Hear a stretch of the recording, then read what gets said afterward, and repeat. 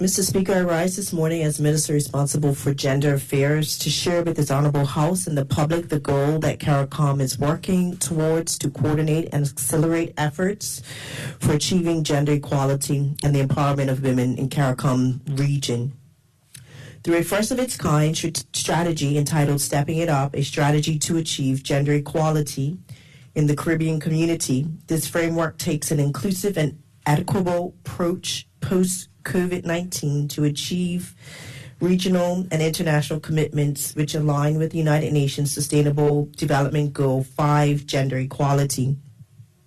Mr. Speaker, in 1995, the Fourth World Congress on Women held in Beijing, China, marked a significant pivotal shift for the global agenda for gender equality. The 4 World Conferences on Women united the international community behind a set of common objectives with an effective plan of action for the advancement of women everywhere. At this time, the Beijing Declaration and Platform for Action that provided an agenda for women's empowerment was introduced. The Beijing Declaration and Platform for Action set strategic objectives and actions for the advancement of women and the achievement of gender equality in 12 critical areas of concern: women and poverty, education and training of women, women in health, violence against women, women and armed conflict, women and the economy, women in power and decision-making, institutional mechanism for the advancement of women, human rights of women, women and the media, women and the environment, the girl child. This document has been adopted unanimously by 189 countries and is now considered the key global policy document on gender equality. Mr. Speaker, the UN Division for Women, in its review of the 4 World Conferences, stated the fundamental transformation that took place in Beijing was a recognition of the need to shift the focus from women to the concept of gender, recognizing that the entire structure of the need to shift the focus from women to the concept of gender, recognizing that the entire structure of society and all relations between men and women within it had to be re-evaluated.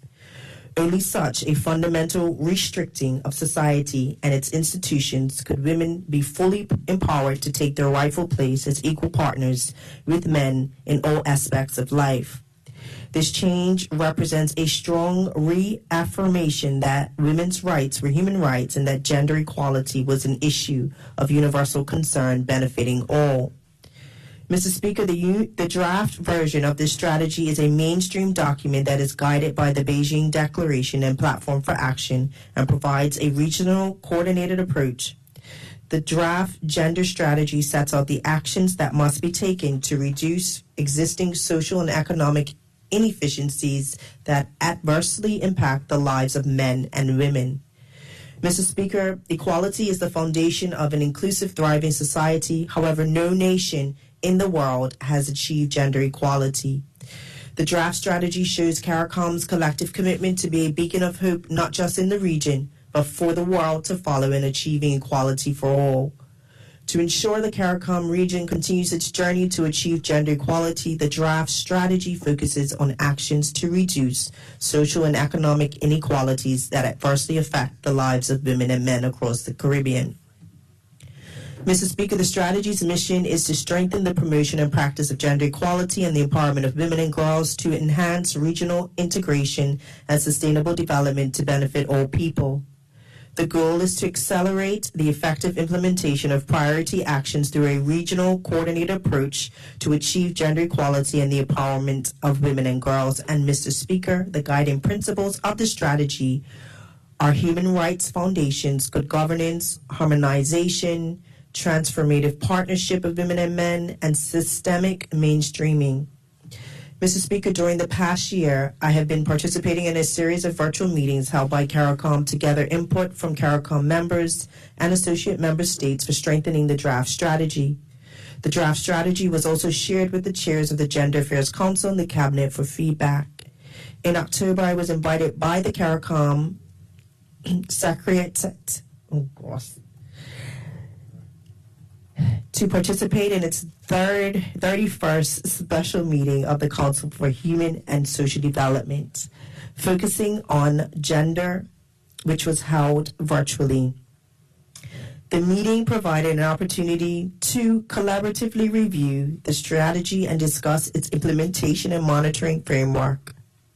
The meeting allowed member states and associate members to provide feedback. In attendance were ministers, permanent secretaries, and representatives who shared or reiterated the gender position of their respective countries during the meeting as aligned with their domestic legislation or policies. Mr. Speaker, just last month, CARICOM hosted its 46th meeting of the COHSOD, focusing on gender in Bridgetown, Barbados.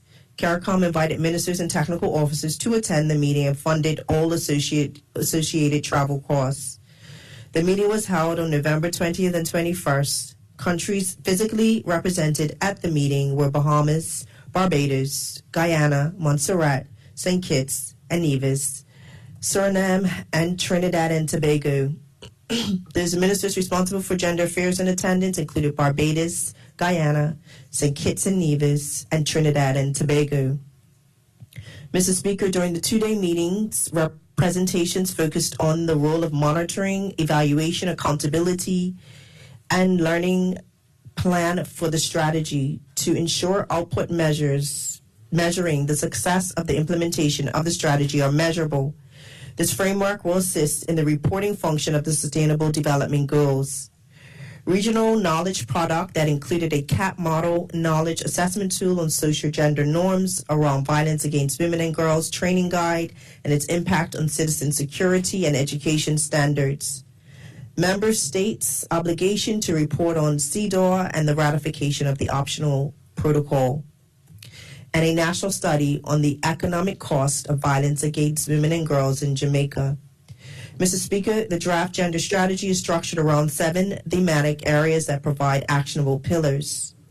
1, gender equality and social inclusion by promoting and protecting the human rights of women through the full implementation of CEDAW and other human rights instruments, paying close attention to the most vulnerable or marginalized.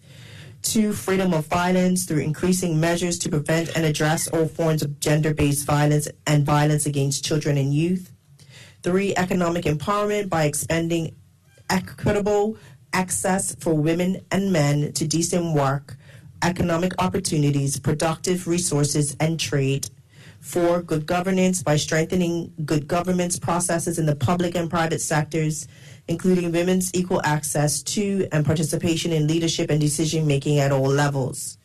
5, access to health services by taking steps to reduce risk factors related to maternal mortality, adolescent pregnancy, and HIV/AIDS, particularly through increased access to sexual and reproductive health care services. 6, inclusive quality education by improving the quality of and access to education inclusive of human resource development and gender-responsive learning environments. And 7, sustainable natural resource management responding to gender differentials in access to environmental resources to maximize benefits, to increase the resilience of women, men, girls, and boys to the effects and impacts of climate variables. The draft gender strategy is a working document for CARICOM member states to use as a guideline for addressing gender equality that will need to be ratified. Mr. Speaker, in closing, the two-day meeting provided an opportunity for the ministry to contribute to the content of CARICOM gender strategy, gain insightful information about gender affairs, and network with other ministers in the CARICOM region on broader gender-related matters, which in turn will help in the development of a gender affairs structure in Bermuda. Thank you, Mr. Speaker.